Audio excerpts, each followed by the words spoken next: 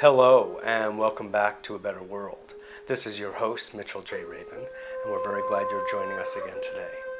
We are on location in Hollywood, Florida, at the Institute for Sacred Sounds, the Sacred Sounds Institute, founded and directed by Jorge Alfano. Jorge is an internationally known musician. He is competent in over 20 different kinds of instruments. He is well known for his relationship to world music. He is most recently engaging in the Shakuhachi, as you just heard. And he has been playing around the world in concerts and teaching for decades. We had Jorge on some time ago talking about Andean spirituality and playing for us the Peruvian flute. Today, as you just heard and we'll hear more of, he's playing the shakuhachi, the beautiful bamboo woodwind instrument from Japan that has an extraordinary and exquisite history of discipline and playing. So we're very pleased to have Jorge back with us today. We're seated in his studio and we'll be speaking about the relationship of sound and music, and Japanese music in particular, related to healing and consciousness. Whatever we can do to upgrade the quality of our consciousness, you know we're interested in here at A Better World, and Jorge is playing a significant role in helping people around the world attain these levels through something as exquisite and organic as the music that he plays. Hola, Jorge. Hello. Good to have you, my friend. Thank you very much. Your playing is exquisite. Es Thank you. bonita. Thank you so much. Thank you. What was it that turned you on about the shakuhachi in the first place? The shakuhachi is a very particular instrument. Internally allows you to really connect with something that is of a higher consciousness. Right away, you feel that it takes you to a very particular place. For me, is that peaceful panorama where you can create, where you can be yourself. And the shakuhachi, through the breath, it generates in you a higher state no matter where you are. So this is interesting because from you, who knows the South American woodwind instruments, right, and has played also the bansuri from India, you know, you have a panorama, if you will, right, of different instruments. Yes. And yet you feel that it's the shakuhachi has a particular quality, yes, that is differently transformative. Well, I've been a musical explorer all my life. Yeah. My intention with music... That's a modest way of saying an excellent musician. My intention is to find the connection between all the cultures, what it makes it universal, really. Mm-hmm. And each of us have a different geographical upbringing, but the essence of music is the same. It comes from the same place. That's why internationally we play with musicians from all over, and still we have a very close relationship, because music is a universal energy, it's a universal matter of sound. Right. Yeah. Well, for instance, so much of music is been understood mathematically. Exactly. Understanding harmony, understanding melody, the interface of them, and that's another language, mathematics, that people can speak about from different cultures altogether. You know, it's a certain kind of brain function, of course. Absolutely. And some cultures that have developed along that pathway Yes. can speak that language. As we have in India, this idea of Nada Yoga, where there's a sound corresponding with each chakras. So in shakuhachi and the Japanese Zen culture, Chan, of course, originally, is there an equal correspondence? Well, it is, because everything that got to Japan actually came from India. The music of the Komso, the priest of the Zen... Komsa is, how do you spell that? Komuso. Komso in Japanese are the priests of emptiness and nothingness, completely impersonal. They're devoid Shunyata. of, exactly, devoid of their ego. They choose, and of course they were banned from using their chants. You see, they came from India through China into Japan. The Vedic chants? Very much so, converted into Buddhist chants, right? So as Hinduism, in a sense, converted into Buddhism, at least yeah, in parts. they all got, and the musicians, we like to mix things up. So the priests conserve and ancient fusion. Exactly. They kept these chants, and they put them, when they were banned from using their chants in their own praying every day, they put them on the flutes. So so they wouldn't be able to speak or sing the chants. Right. They had to Put use them the in flute the as repertoire. the expression of the chant. Exactly. So that makes it even more Such interesting. suppression. Yes. It's interesting. It always existed, right? So suppression equals then yes, expression. Expression. Somehow, you see, you cannot contain sound.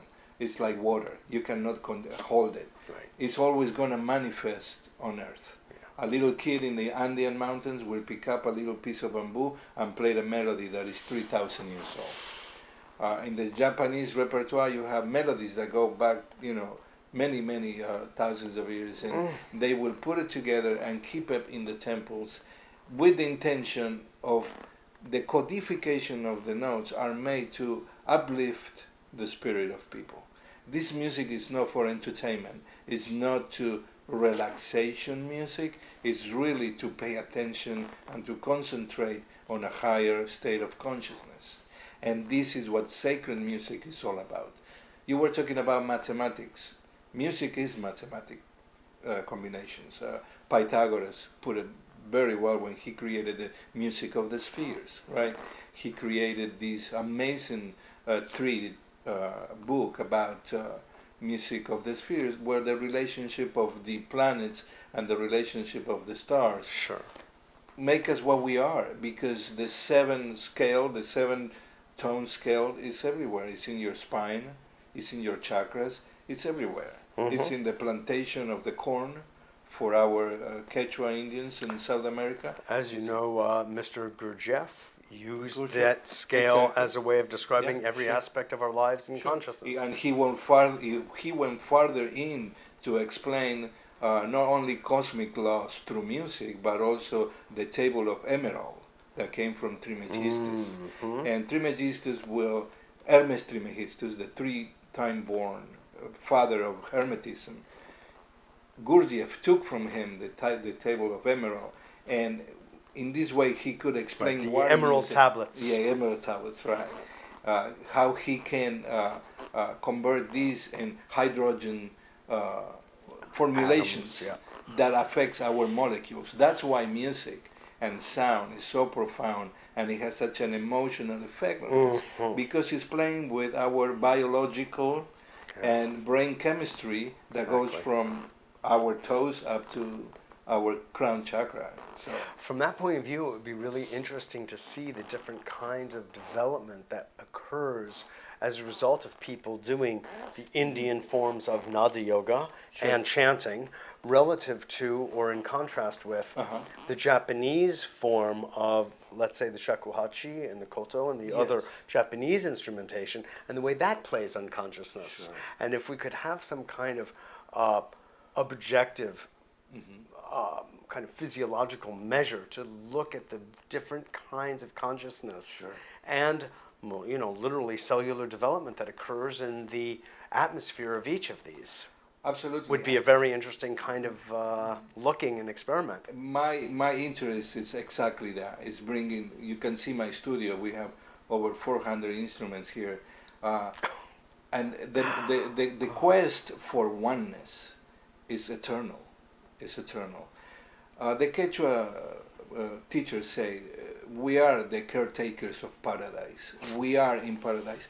Paradise is made of different colors. Paradise different instruments. Different instruments, different colors, different shades. It's not all the same. Right. So you have music from Japan. It has very different landscape than music from the Andes or music from India or from Turkey. But still, the intention, the profound intention of the sacredness of music is the same. That's where oneness is.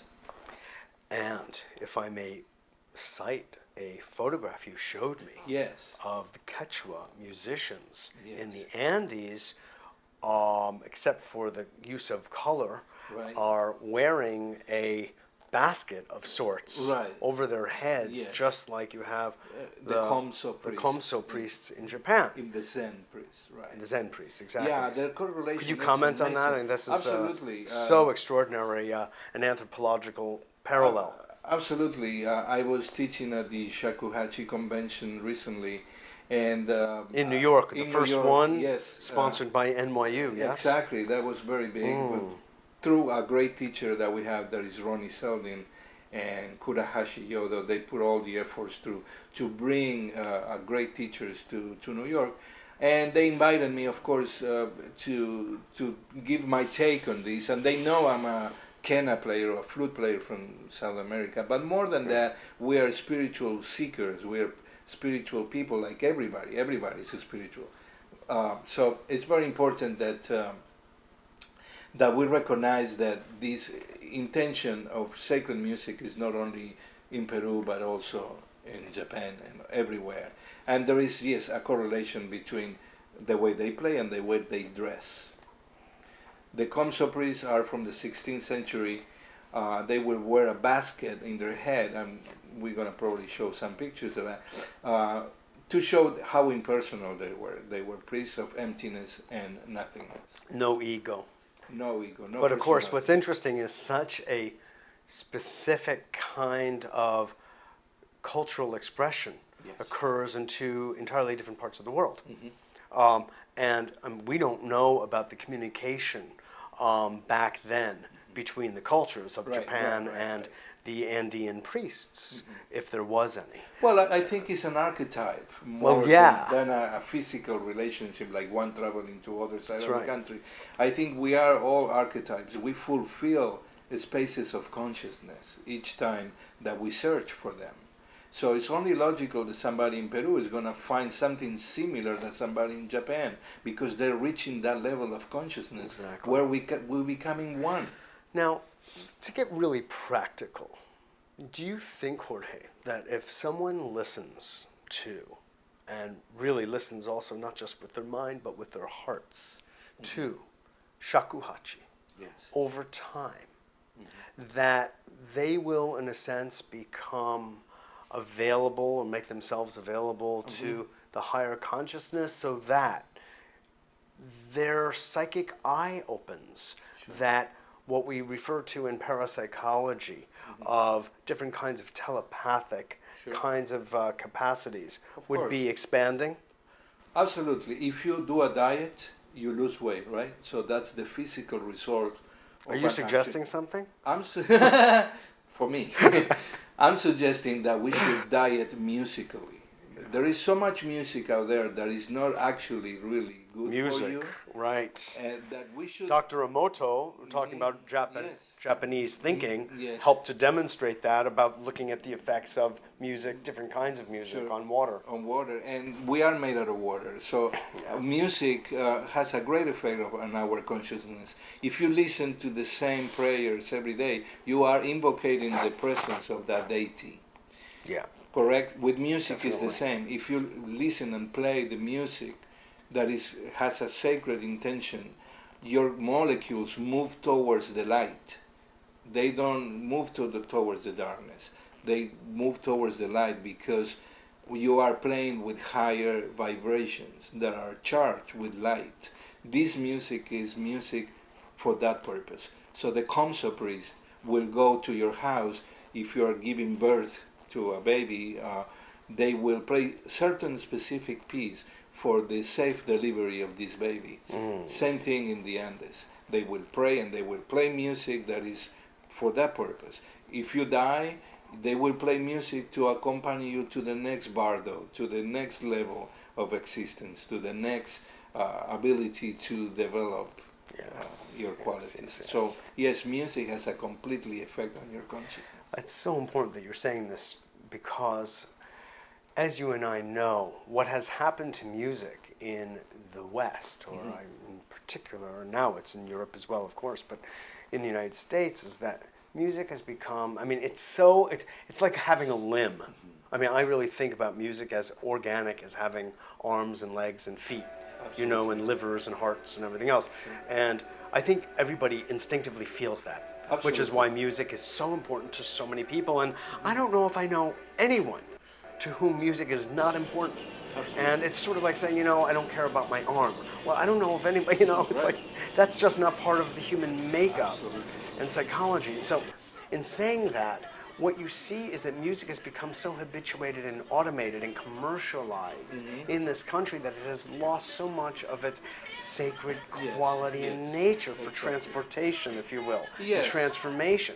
And what you're saying, Jorge, brings us back to its original import, its original intent, which is the transformation and the ascendance of consciousness. I will say something to that. I will say that thank God for freedom, because everything needs to exist. Every music is an expression of somebody going through something or trying to say something. Yes, it does. So repression, we don't have a space for repression here. We all need to express. Sometimes it's through rap, to hip hop. I'm not negating that music. No. I'm just saying that there is a very particular music that will help you to raise your consciousness. Yes. And that's the quest. This music is not popular music. This music is not commercial music. You won't find it in your regular music stores. You won't hear it on the radio because a lot of people don't really want you to have consciousness at all. It's not for gum chewing and riding in your convertible down the block. Exactly. It's something that if you really want it, it's there for you, but you have to quest for it. You have to really go into it. And I think every human being has that possibility. Everyone has the possibility to develop their consciousness. It's easier to develop your consciousness than watching TV for 24 hours. Right. Except for a better world, of course. A better world, which is a consciousness program. Yes, exactly. Uplifting instead of deflating. This is what we want. We want to raise the consciousness. And it happens that I have the gift of music in my hands.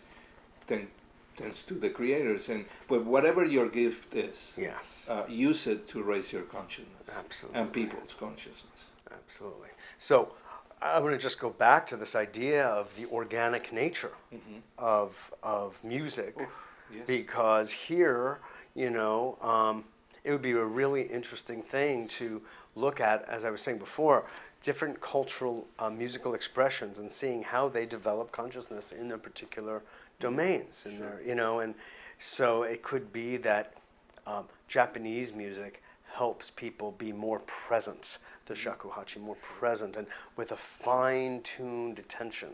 Whereas I think, I mean, if we were to just kind of play, a lot of Indian chants, bhajans and the like, help to actually elevate the heart chakra and connect that in the throat and create a sense of body and being that it's not exactly the same in Japanese music. It creates a different flavor, if you will, of consciousness. Of course, it's like food. Yeah. Every culture has their own food, their own flavor, taste, and colors. And thank God for that. Otherwise, it would be very boring. It will be all the same. It will be very boring. I think the some is hot, some is spicy, some is raw. Like music. Yeah. I think that the most amazing thing, the Komso priest, our teachers, teachers of this Zen music, they used to say Ichi on Butsu. Ichi on Butsu means one sound enlightenment. It's the Om, it's the No Kankani of the Quechua, the Om of the Hindus, and many other cultures have expressed enlightenment in meditating in one sound. You can play the shakuhachi, just one sound, and that sound will contain all the melodies of the universe. If you really concentrate on that, if you really become that sound. Just remember that Zen is about nothing. Zen is about here now. This sound is gone. Shunyata. Shunyata. And you should be there with that sound. not before or after, but one with that sound, Ichi on Butsu. Absolutely. You mentioned before that each temple in different prefectures of Japan focus on one piece, one song, if you will, one piece of music, perhaps for decades, if not centuries. Yes. Now, if that's the case, does that suggest that each musician that comes along, those priests, are perfecting for their own body minds that piece? Is it varied? You know, Yes, in other there words, is variations of the same pieces because each human being has a different perception.